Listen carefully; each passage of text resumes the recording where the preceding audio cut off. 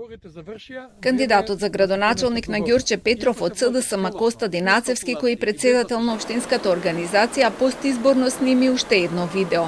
По стилот на кампањските видеа и ова го објави на Facebook, соопштувајќи им на сопартијците дека се повлекува од партиската функција. Обара неговиот пример да го следи и целото раководство на партијата.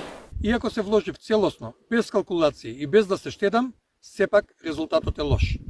Поднесувам неотповиклива оставка на функцијата председател на општинската организација, како чин на објективна и морална одговорност за лошите резултати на локалните избори. Верувам дека е исправно и потребно оставка да поднесат и председателот Венко Филипче и целото раководство на СДСМ. Не само заради лошите резултати, туку и заради начинот на действување на СДСМ во изминатиот период.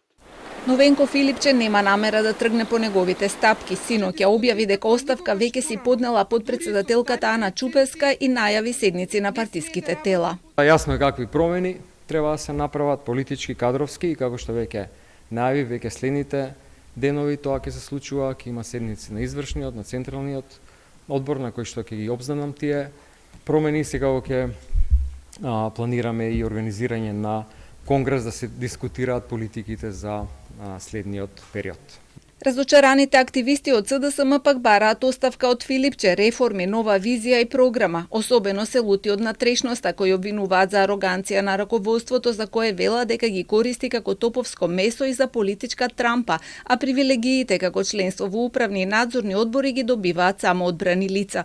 Бараат и партијата да се оттргне од ДУИ, чиј председател исто така нема намера да си поднесе оставка, иако и ДУИ забележа голем пораст на изборите. И Али Ахмети најави анализа и зајакнување на редовите, но членството и симпатизерите на социјалните мрежи јавно го изразуваат незадоволството и бараат оставки од целото раководство. Бараат реформи и одговорност од Фатмир Бесими, Муса Џафери, Блерин Беџети, Фатмир Дехари, Џеват Адеми и Фатон Ахмети. Сите подпредседатели, сите раководители на ограноци треба да бидат разрешени уште утре. Народот не ве сака, народот никогаш не прави грешки. Немој да мислите дека на парламентарните избори повторно ќе излезете на првата линија како досега. Ќе го лажете, Али Ахмети како и досега. Не дозволивте нови личности да се приближат до лидерот. Не се многу, тоа се 5 или 6 луѓе кои го доведоа ДУИ во оваа позиција и многу албански активисти не гласаа за партијата поради нив. Членови на ДУИ обвинуваат и дека раководството никогаш не било блиско со активистите на кои не им кревале ниту на телефон.